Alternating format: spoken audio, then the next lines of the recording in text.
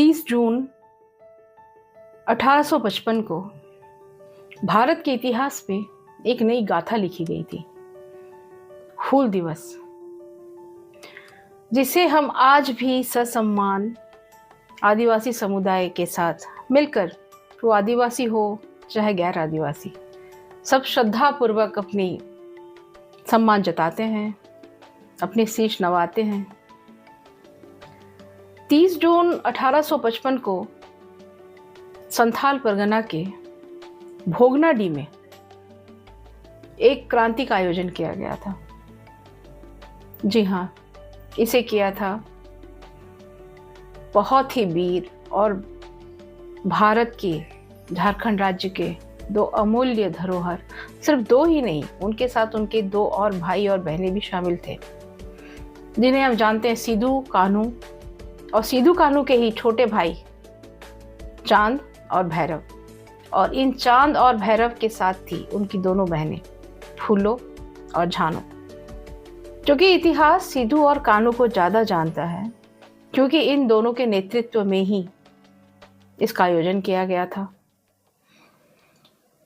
अंग्रेजों के जुल्मों से तंग आकर अपनी ज़मीनों को उनके हाथों में जाने से बचाने के लिए उन्होंने हूल का आयोजन किया। हूल का अर्थ होता है क्रांति।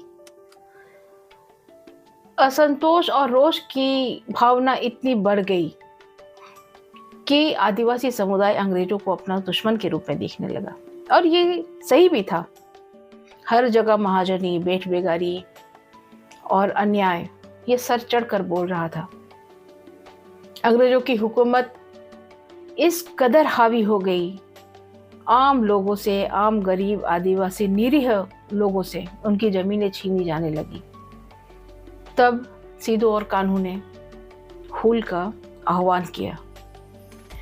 30 जून 1855 के दिन भोगनाडी के जिले पर एक इतिहास लिखा गया। जब आंदोलन की शुरुआत में ही 10 से 15 हजार लोगों की भीड़ इकट्ठी हो गई, तो वहां अंग्रेज अधिकारियों ने आकर उससे तितर बितर करने का प्रयास किया। सबसे पहले उन्होंने उस भीड़ को हटाने का प्रयास किया, लेकिन इस भीड़ को हटाने की प्रक्रिया में काफी हिंसा भी हुई। इसे हम संताल विद्रोह के नाम से भी जानते हैं। संताल विद्रोह झारखंड के लोगों के लिए एक बहुत ही सम्मान से लिया जाने वाला नाम है। आज भी संथाल परगना का जो क्षेत्र है, इस दिन को एक बहुत बड़े सामूहिक दिवस के रूप में मनाता है। कुछ कुछ आंसू आज भी निकलते हैं उस दिन को याद करके।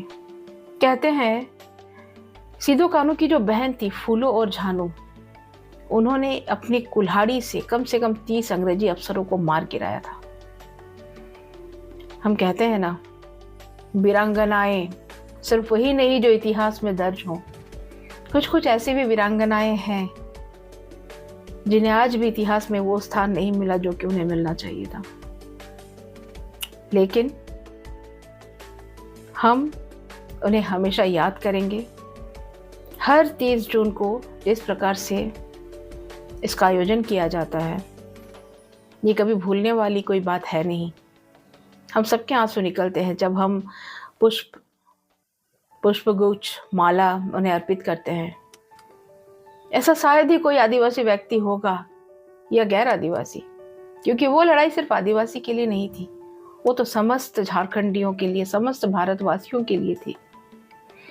इसीलिए हूल दिवस को बहुत ही विख्यात मजदूरों के नेता श्री कार्ल मार्क्स ने एक आंधी की उपमा दी थी।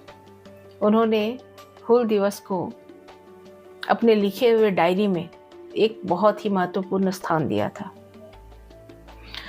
हूल दिवस का ही ये प्रभाव रहा कि झारखंड में एसपीटी एक्ट लागू हुई, यानी संथाल परगना कानून, जिसके तहत आदिवासियों की जमीन और कोई हड़प नहीं सकता था। ये आज भी लागू है, और ये लागू होने के कारण ही बाहर के लोग जिसे वो दीकू कहते हैं, या गैर आदिवासी, कोई भी इन भोले भाले आदिवासियों को ठग नहीं सकता है। ये इस हूल आंदोलन का ही देन है। मैं अपनी ओर से श्रद्धा सुमन उन्हें अर्पित करती हूँ।